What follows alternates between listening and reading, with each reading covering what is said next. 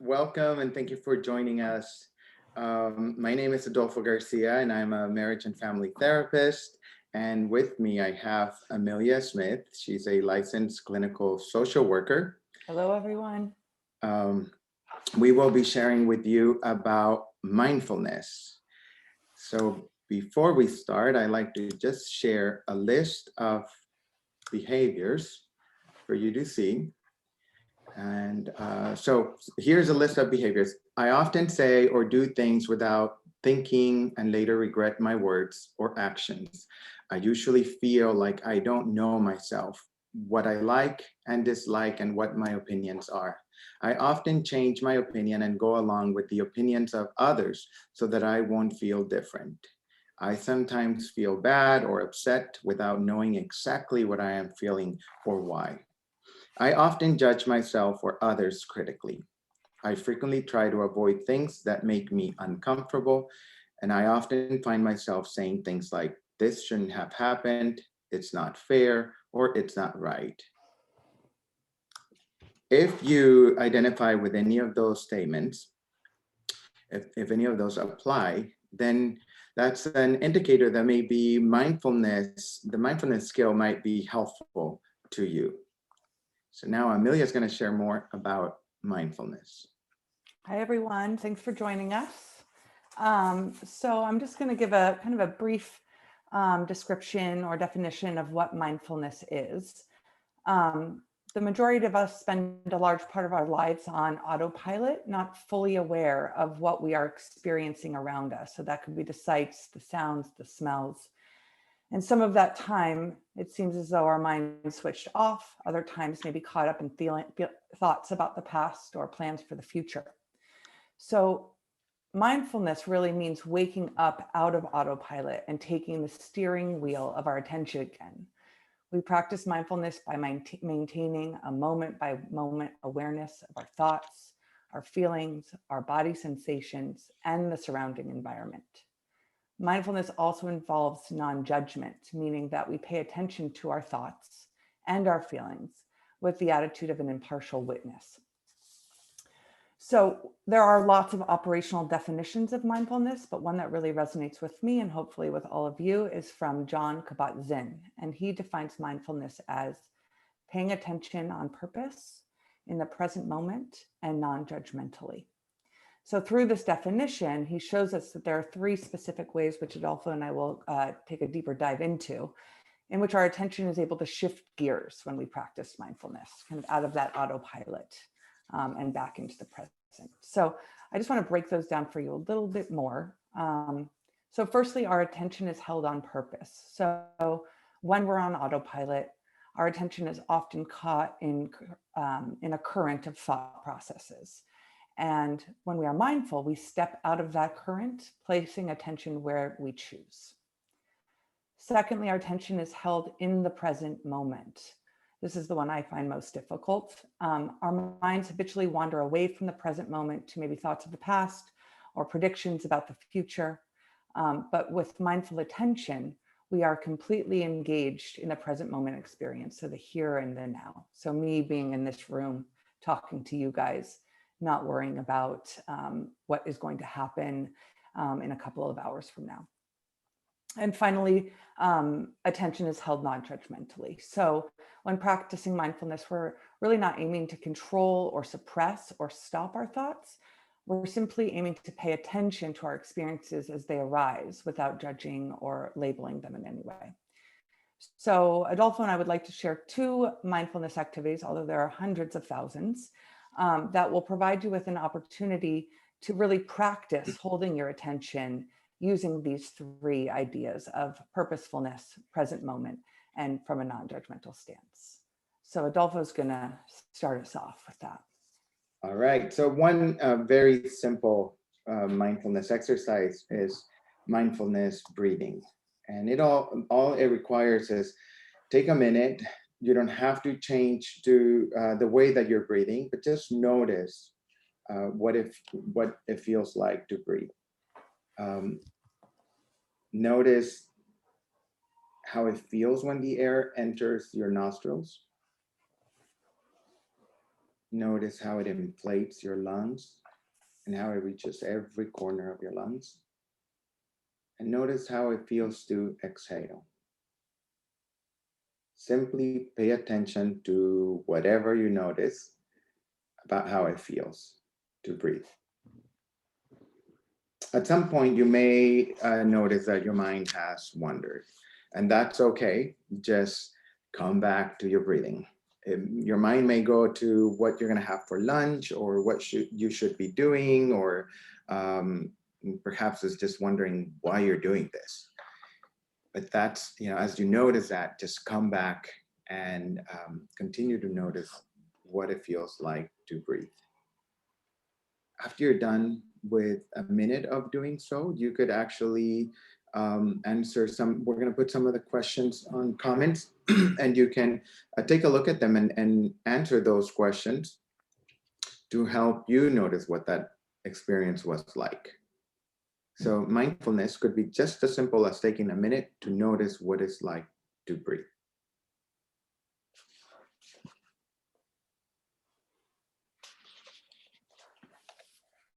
Thanks, Adolfo.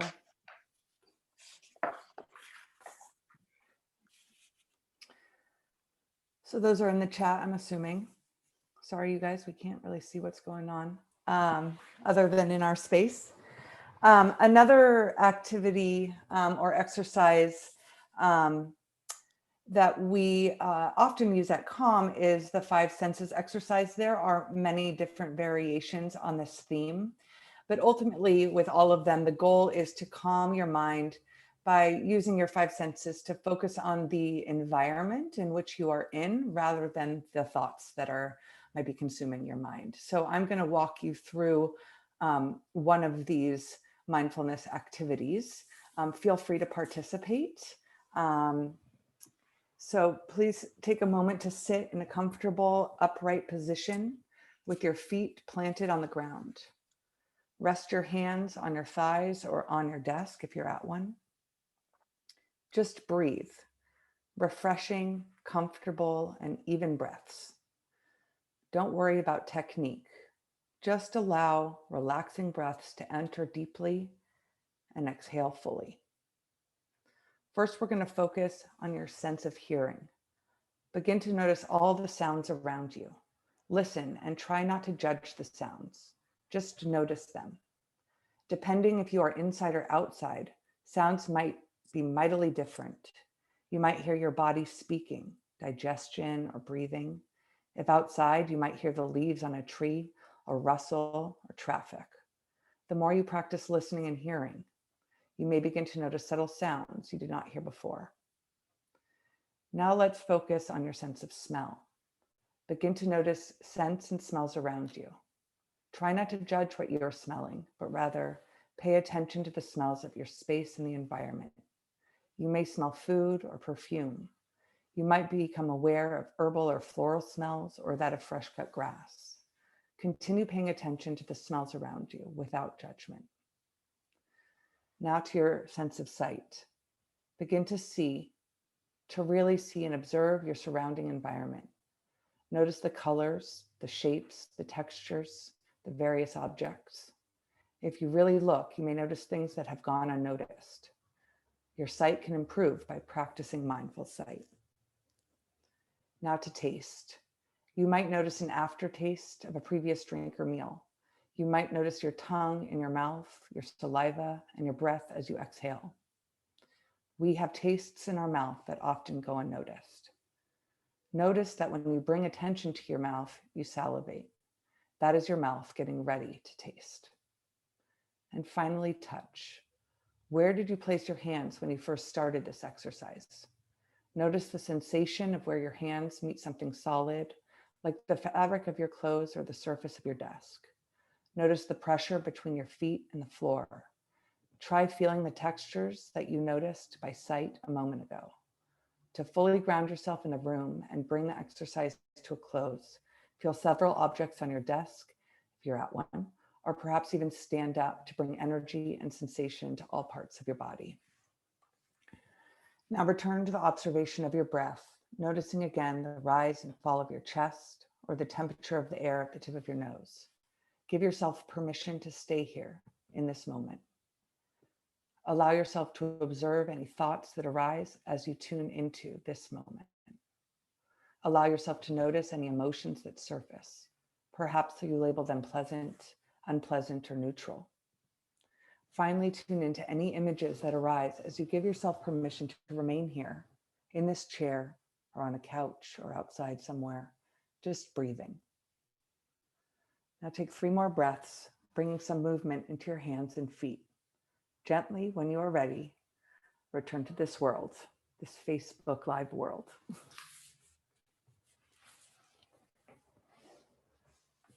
I just want to add that is something that might take a bit more time. And so oftentimes what we teach young people when they're feeling maybe flooded or not grounded and want to quickly ground themselves is to just quickly notice 5 things that they see, then 4 things they feel, 3 things they can hear, 2 things they can smell, and 1 thing that they can taste, and to kind of go through that rotation pretty quickly, and then back to seeing, feeling, hearing, smelling, tasting, seeing, feeling, hearing, smelling, tasting again. And that is something that they can quickly do, even in a classroom or while waiting for the doctor or in the car or anywhere really. Adolfo? Thanks, Amelia. So mindfulness really is the bridge between our mind and the present moment. And what you can find actually is, I mean, one simple thing to do is just go ahead and Google mindfulness exercises, and you'll see that many of them will pop, and you can try any of those. But really, any activity could be turned into a mindfulness exercise by just simply paying attention on purpose, staying in the present moment, and if any judgments come, just let go of them. So, and this is something that really some people have naturally the ability to be mindful. And for some of us, it might be a little bit harder and it may require practice. So the more we practice, the easier it becomes. And the other piece that's super important, I think, is just with young kids, the earlier we start, we introduce them to this, the earlier we have them practice, the better it will be for them and the easier it will become to actually integrate mindfulness into their lives. If you have any questions, please let us know by posting them on the comments. While we wait for those questions to come in, hopefully if there are some, what we do want to reinforce for all of you is that mindfulness is a really powerful tool and can provide so many benefits with regular practice. However, sometimes life is so intense that mindfulness might not be enough, especially in the midst of a pandemic where we're going through this collective trauma. So if you or your child is dealing with overwhelming thoughts or feelings that might be impacting his or her quality of life or your quality of life, we do encourage you to not only continue to practice mindfulness, but also to seek out support from others and just know that calm is here for you in your community. Michelle is going to put information for all 3 of our offices in the comment section. Feel free to contact us. Adolfo, it looks like we do have one question. How do you teach mindfulness to young children? Would you like to answer? I think that one of the best ways to teach mindfulness or to teach anything to kids is by having the adults practice it and just role modeling how to use it. But it could be just the practice of, we're gonna do a mindfulness exercise and let's pay attention to how it feels like, let's say, breathe, right? Or one pretty easy one would be making it kind of like a game where you could bring something, let's say it's a smoothie, and you say to your kid, close your eyes, I'm going to give you a little spoon and I'd like for you to try this and then slowly taste the flavors. Notice what you're tasting. Notice the temperature, notice how it feels like as it reaches the back of your mouth, and then as you swallow, and then tell me, what do you taste? What fruits are in there? And that, just that simple exercise is really guiding us to pay attention to just the present and what we're doing. Rather, I know multitasking is super helpful, but with multitasking, it's really hard to do things mindfully. And so I think to really slow down and take the moment to do something with all purpose and being in the present, I think that would be a great way to teach that. Anything else, Amelia? I think another important thing to remember is that it's really hard for young people and adults to utilize mindfulness techniques when they are already in distress without having practiced these techniques first. And so it's really good to provide time and space to practice these techniques when kids are already feeling calm. And as they practice, it almost becomes muscle memory for them, so that when they are feeling anxious or overwhelmed, they will remember, oh, mom taught me this, or grandma taught me that, or dad taught me this technique that maybe I can use in this moment of distress. So really just making it a daily practice for them. We have one more question. Any ideas for supporting children with autism with mindfulness practice? I think for that would be, I would say recommending the same thing, making it very simple. Of course, you know your kid best, so whatever they are able to do, and when you focus on the senses and, just take a moment to do that. And see, just simplify it as much as you can. I think in also being paying attention to, especially with the five senses, some of those might be challenging for a child with autism who has sensory sensitivity. And so just being aware of what their sensitivities are. So if loud noises are a sensitivity, or a touch is a sensitivity, that might be aggravating to them. And that's an important thing to remember, is that mindfulness, again, going back to this idea of non-judgment, which is hard for young people and adults as well, is it's not necessarily trying just to calm down. It's just acknowledging what is happening in the moment, whether or not it's uncomfortable or not. And so that five senses activity, someone with a sensitivity to touch might feel overwhelmed in that moment, and then integrating breath and stuff like that might be helpful. We can also maybe identify some other